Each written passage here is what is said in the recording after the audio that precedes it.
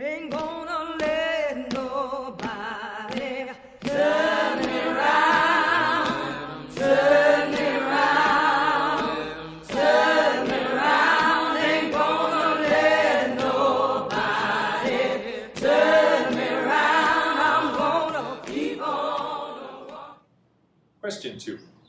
How did people work together to advance the civil rights movement?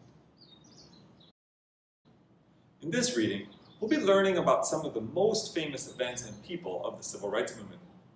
We'll focus on leaders, events, and laws, such as Martin Luther King Jr., Rosa Parks, the Montgomery bus boycott, the sit-ins, the freedom rides, the protests in Birmingham, the March on Washington, and the I Have a Dream speech, Freedom Summer, the Selma March, and the Civil Rights Act and Voting Rights Act.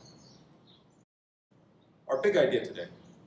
The civil rights movement had its greatest successes in the early 1960s with mass demonstrations, marches, and when Congress passed laws that ended Jim Crow segregation and voting restrictions.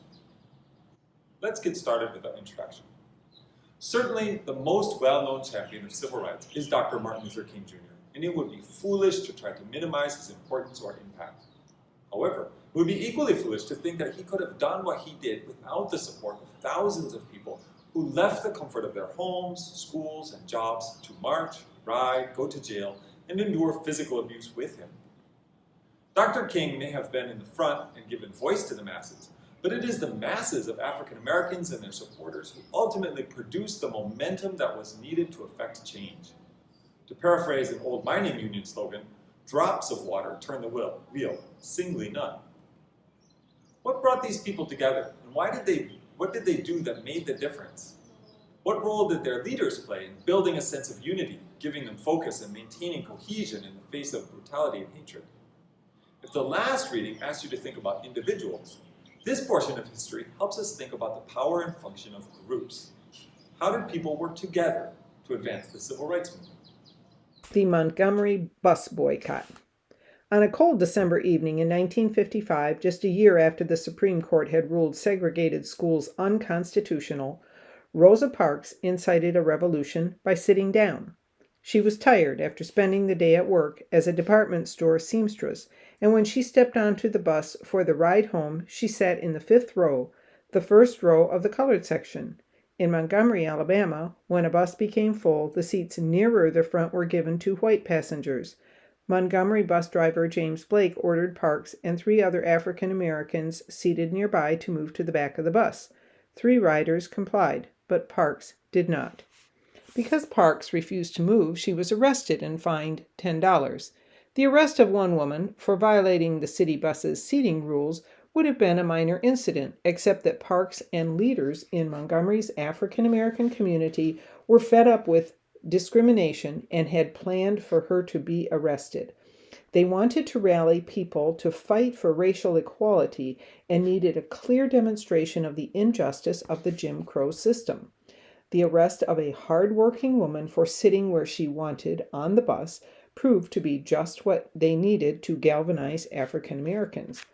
The protest that followed the arrest of Rosa Parks was led by a little-known minister named Martin Luther King Jr.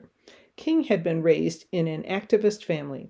His family was deeply influenced by Marcus Garvey's Back to Africa movement in the 1920s, and his mother was the daughter of one of Atlanta's most influential African-American ministers. As a student, King excelled. He easily moved through grade levels and entered Morehouse College at the age of 15. He went on to attend seminary, where he received a Bachelor of Divinity degree. While he was pursuing his doctorate at Boston University, he met and married Coretta Scott. After receiving his Ph.D. in 1955, King accepted an appointment to the Dexter Street Baptist Church in Montgomery, Alabama. During his time studying, King read the works of Henry David Thoreau and Mohandas Gandhi of India. Their teaching advocated civil disobedience and nonviolent resistance to social injustice. They taught that unjust laws should be broken, and that fighting by peacefully protesting could show the world that on one side of an argument there was right, while on the other side there was evil that was maintained with violence. Determined to put those ideas into action, King and his colleague Ralph Abernathy formed the Montgomery Improvement Association and organized a boycott of Montgomery's buses. The demands they made were simple. The city's African Americans would not ride the buses until the bus company agreed to desegregate. Until that happened, the company would lose money as their passengers walked. Both sides believed the boycott would be short. King and his fellow leaders thought the company would quickly give in instead of losing money, and the white city officials thought that no one could convince African Americans to walk everywhere. The boycott's leaders had hoped for a 50% support rate among African Americans. To their surprise and delight, 99% of the city's African Americans refused to ride the buses. People walked to work or rode their bikes. Carpools were established to help the elderly. The bus company suffered thousands of dollars in lost revenue. Montgomery officials stopped at nothing in attempting to sabotage the boycott. King and Abernathy were arrested. 4 African American churches, as well as the homes of King and Abernathy, were bombed. Still, the boycott continued. Finally, on November 23, 1956, the Supreme Court ruled in favor of the boycott. Segregated busing was declared unconstitutional. City officials reluctantly agreed to comply with the court ruling. Martin Luther King Jr. and his followers in Montgomery had proven that nonviolent protest could effect change. The Montgomery bus boycott triggered a firestorm in the South, and similar actions flared up in other cities. The boycott put Martin Luther King Jr. in the national spotlight. He became the acknowledged leader of the nascent civil rights movement. With Ralph Abernathy, King formed the Southern Christian Leadership Conference, SCLC, to organize other protests against Jim Crow segregation. The SCLS boldly declared to the rest of the country that their movement would be peaceful, organized, and determined. The sit-in movement. On February 1st, 1960, 4 sophomores at the North Carolina Agricultural and Technical College in Greensboro entered the local Woolworths and sat at the lunch counter. They were refused service, as they knew they would be, since Woolworths only served whites. African Americans were not allowed to sit inside. If they wanted a meal, they had to order and take their food out from the back of the store. However, instead of leaving, they stayed and waited. No one participated in a sit-in of this sort without seriousness of purpose. The instructions were simple: sit quietly and wait to be served. Often the participants would be jeered and threatened by local white customers. Sometimes they would be pelted with food or ketchup. Angry onlookers tried to provoke fights. In the event of a physical attack, the student would curl up into a ball on the floor and take the punishment. Any violent reprisal would undermine the spirit of the non-violent sit-in. When the local police came to arrest the demonstrators, another line of students would take the vacated seats. In the end, Woolworth's owners relented and desegregated their lunch counters. As the students had predicted, they simply did not want the negative publicity. The successful 6-month-long Greensboro sit-in initiated the student phase of the African American Civil Rights Movement, and within 2 months, the sit-in movement had spread to 54 cities in 9 states. In the words of grassroots civil rights activist Ella Baker, the students at Woolworths wanted more than a hamburger. They wanted to be part of the struggle for equality. As a result of her actions, in April 1960, the Student Nonviolent Coordinating Committee, SNCC, formed to carry the battle forward. The sit-ins inspired other forms of nonviolent protest intended to desegregate public spaces. Sleep-ins occupied motel lobbies. Read-ins filled public libraries. Wade-ins happened at public pools and beaches, and churches became the sites of pray-ins. Freedom rides. Students also took part in the 1961 Freedom Ride, sponsored by the Congress of Racial Equality, CORE, and SNCC. The intent of the African American and white volunteers who undertook these bus rides through the South was to test enforcement of a Supreme Court decision prohibiting segregation on interstate transportation and to protest segregated waiting rooms in bus terminals. Departing Washington, D.C. on May 4th, the volunteers headed south on buses that challenged the seating order of Jim Crow segregation. Whites rode in the back.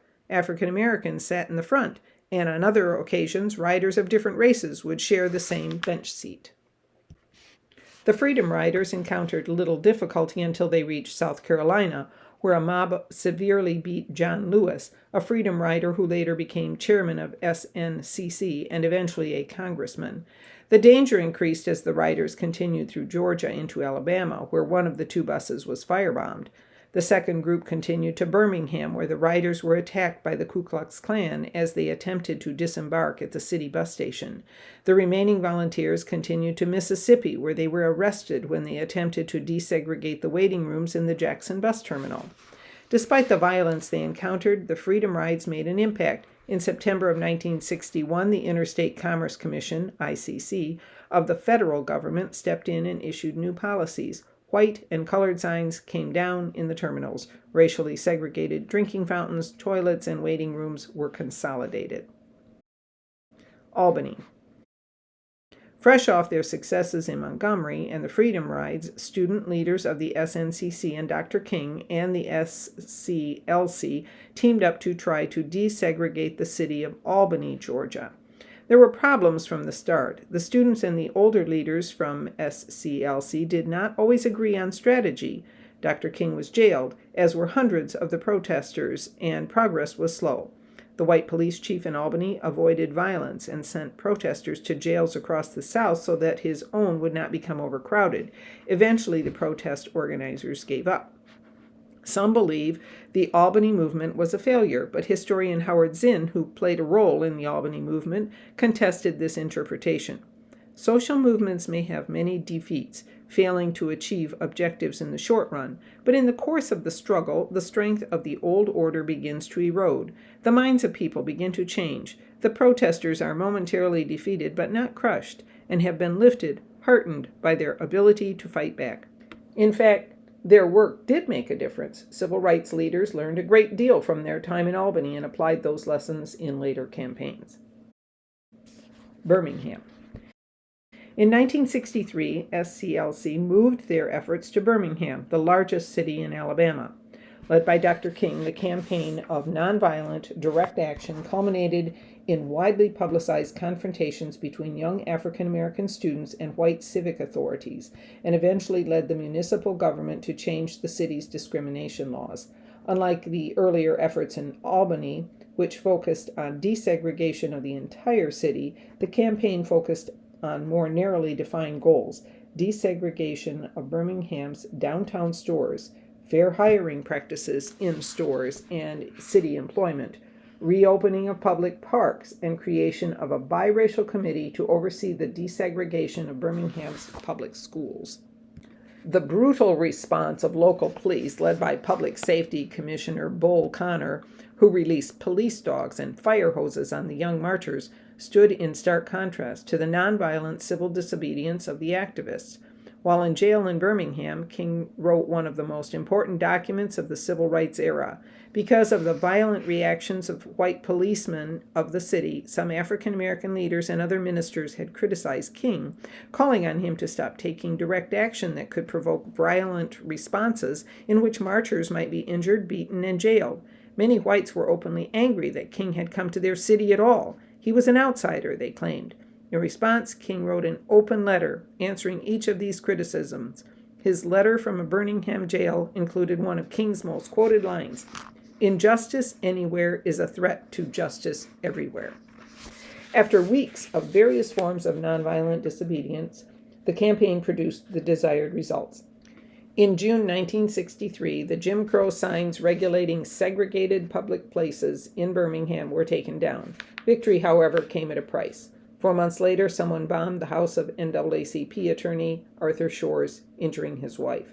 On September 15, 1963, Birmingham again earned international attention when Ku Klux Klan members bombed the 16th Street Baptist Church on a Sunday morning and killed 4 young girls. On June 12, 1963, NAACP lawyer Medgar Evers, who had helped James Meredith become the first African American to enroll at the University of Mississippi, was fatally shot outside his home in Jackson, Mississippi. He had been organizing demonstrations similar to those in Birmingham. the March on Washington, and the Civil Rights Act of 1964. After the Birmingham campaign, the SCLC called for massive protests in Washington, D.C., aiming to pressure Congress to pass new civil rights legislation that would outlaw segregation nationwide. Officially called the March on Washington for Jobs and Freedom, an estimated 200,000 to 300,000 people participated. It was held in August 1963 on the 100th anniversary of Abraham Lincoln's Emancipation Proclamation, and the speakers addressed the crowd from the steps of the Lincoln Memorial, with the statue of the great president behind them. The date was also the 8th anniversary of the brutal murder of Emmett Till. The crowning moment of the event was Martin Luther King Jr.'s famous I Have a Dream speech, in which he articulated the hopes and aspirations of the civil rights movement, rooted them in two great documents, the Old Testament of the Bible and the Declaration of Independence. Quoting from that promise of freedom, King reminded America that the Founding Fathers had written, "All men are created equal," on July 4th, 1776, and that if that promise was going to be true for everyone, the nation would have to do the hard work to end racism. The march marked a high point of the civil rights movement and established the legitimacy of its goals.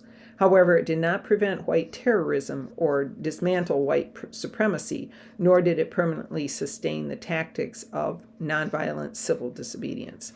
The March on Washington did succeed in its immediate and primary goal. President John F. Kennedy called Congress to pass a new bill in his own civil rights speech, and after Kennedy's assassination, President Lyndon Johnson helped secure passage of the Civil Rights Act of 1964. The act remains a landmark piece of civil rights legislation that outlawed discrimination based on race, color, religion, sex, or national origin. It ended unequal application of voter registration requirements and racial segregation in schools, at the workplace, and by facilities that served the public. Freedom Summer. With the passage of the Civil Rights Act, civil rights leaders turned their attention to the next most pressing problem, voting. Politicians must respond to the needs of voters or they will lose their positions. Jim Crow laws had long prevented African Americans from casting ballots. If African Americans could vote, the movement's leaders knew they would be able to make change without having to march in the streets. In the summer of 1964, a coalition of the four major civil rights organizations, the NAACP, SCLC, and NCC, and CORE, arranged for volunteers from all over America to come and register as many African Americans in Mississippi to vote as possible. The effort became known as Freedom Summer, and it was one of the most violent episodes of the entire movement. Many of Mississippi's white residents deeply resented the outsiders and any attempt to change their society. Locals routinely harassed volunteers. Newspapers called them unshaven and unwashed trash. The volunteers' presence in local black communities drew drive-by shootings, Molotov cocktails thrown at host homes, and constant harassment. State and local governments, police, White Citizens Council, and the Ku Klux Klan used arrest, arson, beatings, evictions, firing, murder, spying, and other forms of intimidation and harassment to oppose the project.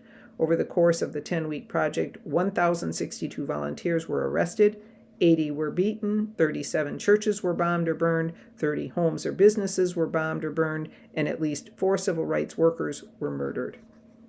On June 21, 1964, James Chaney, an African American, as well as 2 Jewish white volunteers from New York City, Andrew Goodman and Michael Schwerner, were abducted and killed by members of the Ku Klux Klan. Their murder and the subsequent search and discovery that the local white police had helped the Ku Klux Klan with the murders drew massive media attention to Freedom Summer.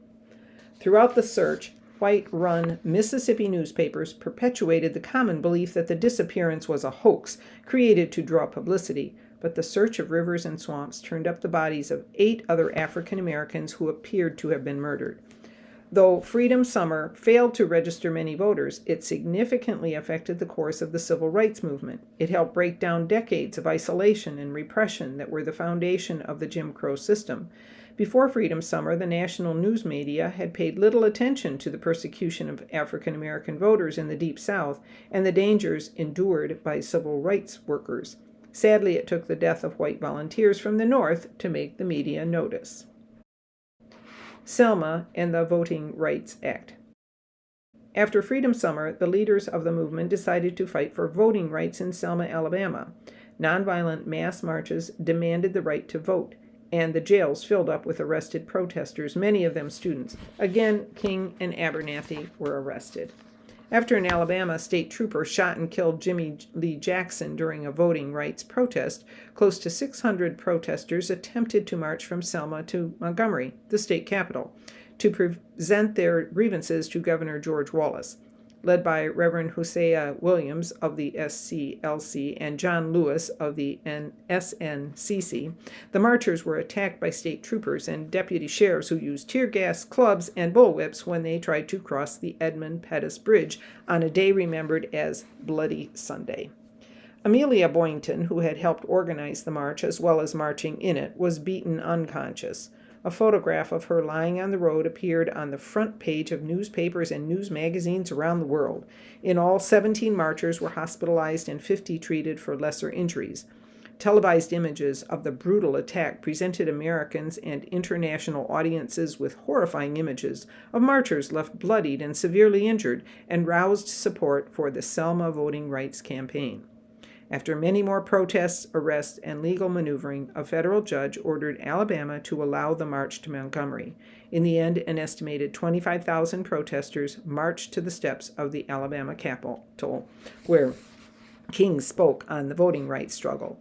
Within 5 months, Congress and President Lyndon Johnson responded to the enormous public pressure generated by the Selma campaign by working with Congress to enact a new law to eliminate discrimination at the voting booth. The legislative result of the Selma movement was the Voting Rights Act of 1965. It prohibited racial discrimination in voting, and Congress later amended the act 5 times to expand its protections. Designed to enforce the voting rights guaranteed by the 14th and 15th Amendments to the Constitution, which had promised citizenship and voting rights after the Civil War, the act secured voting rights for racial minorities throughout the country, especially in the South. After enactment, the law immediately decreased racial discrimination in voting. The suspension of literacy tests and assignments of federal examiners and observers allowed for high numbers of racial minorities to register to vote. Conclusion. Each January, we celebrate Dr. Martin Luther King Jr. Day. But it was clearly the work of both the leaders and the thousands of followers who forced those in power to grant civil rights to African Americans. No one could have conducted the Selma campaign or the Montgomery bus boycott alone.